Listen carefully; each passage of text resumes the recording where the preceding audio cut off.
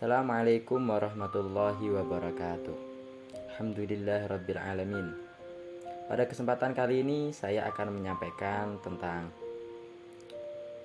pengertian manajemen masjid, fungsi dan tanggung jawabnya, serta bagaimana masjid dapat beradaptasi dengan perubahan zaman dan kebutuhan masyarakat di zaman ini. Langsung saja kita menuju pembahasan yang pertama, yaitu pengertian manajemen masjid.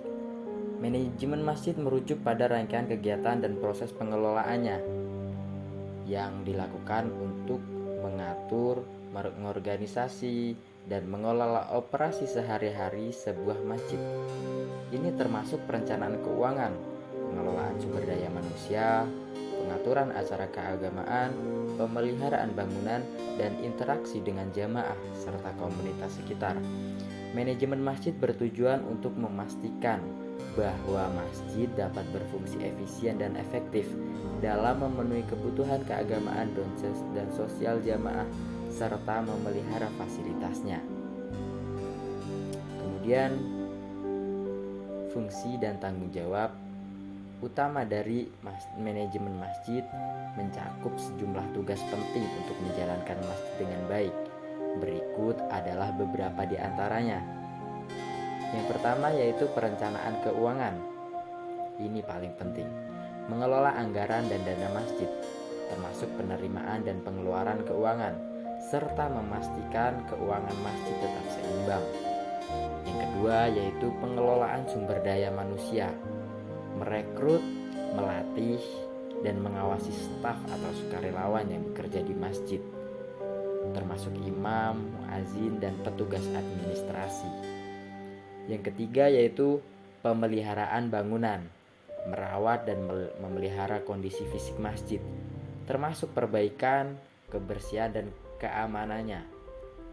Yang keempat yaitu kegiatan keagamaan, mengatur dan mengawasi pelaksanaan sholat berjamaah, ceramah, kelas keagamaan, dan acara keagamaan lainnya.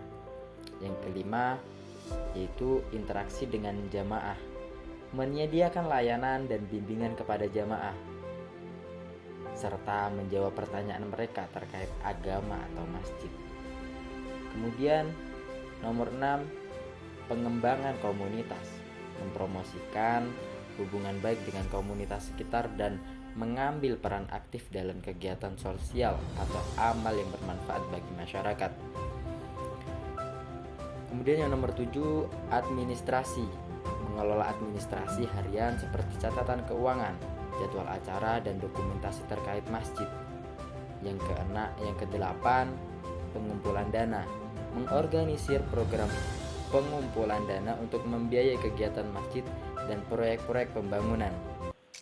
Yang kesembilan, kepatuhan hukum, memastikan bahwa masjid mematuhi semua peraturan dan hukum yang berlaku, termasuk pajak dan perizinan.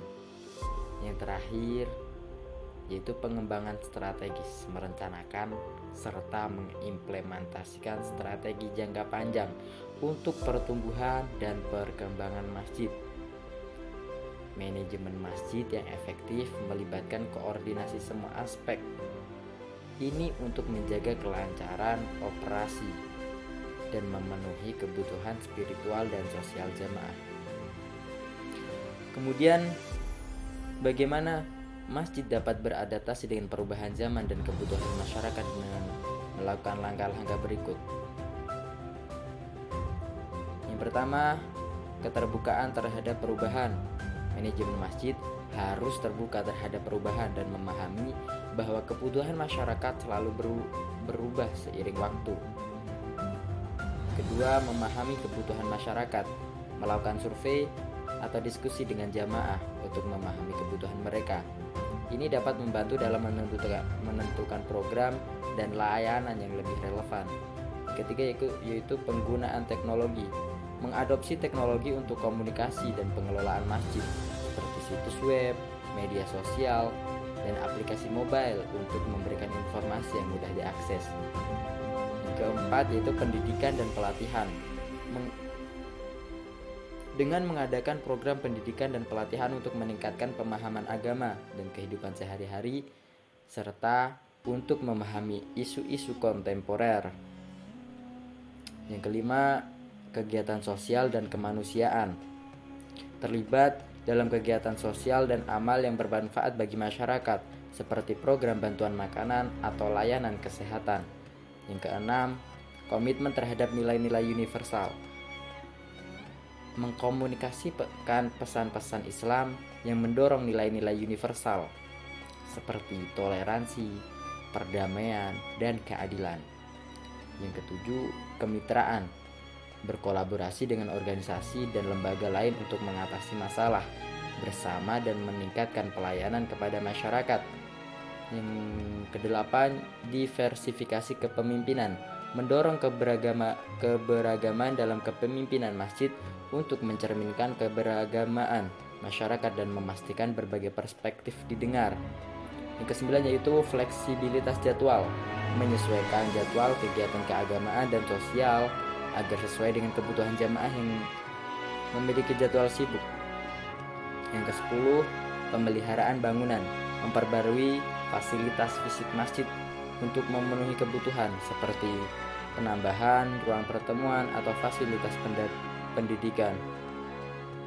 Yang terakhir yaitu keterlibatan generasi muda. Dengan mengikut sertakan generasi muda dalam perencanaan dan pelaksanaan kegiatan masjid untuk menjaga keterlibatan mereka agar mereka bisa berinovasi dengan acara atau kegiatan-kegiatan yang tidak ketinggalan zaman. Dengan kesadaran, adaptasi, dan kemauan untuk berubah, masjid dapat terus menjadi pusat kegiatan keagamaan dan sosial yang relevan bagi masyarakat dalam perubahan zaman. Mungkin cukup sekian penjelasan dari kami. Wassalamualaikum warahmatullahi wabarakatuh.